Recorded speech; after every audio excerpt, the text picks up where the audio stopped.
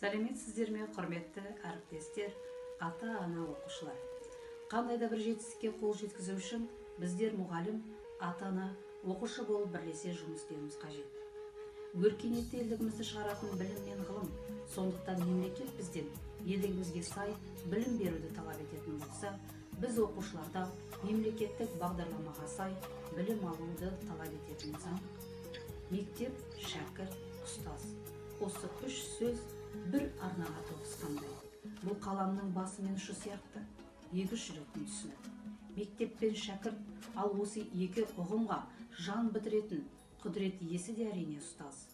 Мектеп білім тірегі, ұстаз оның жүрегі деген тіркес осы сөздерінің мәнін ұқтырғандай.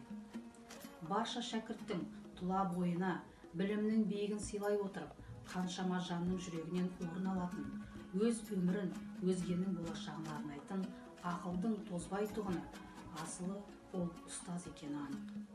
Тәрбие жұмысының табысты болуының басты кепілі мектеп пен ата-аналар арасындағы ынтымақтастық, қарым-қатынаста. Осы орайда құрметті ұстаздар, ата-аналар, оқушылар, қашықтықтан оқыту кезеңінде түсіністік танытып, қолдау көрсетіп, ынтымақтастықта жұмыс атқарып жатқанымыз бірліктің арқасы. Сіздерге мың алғыс.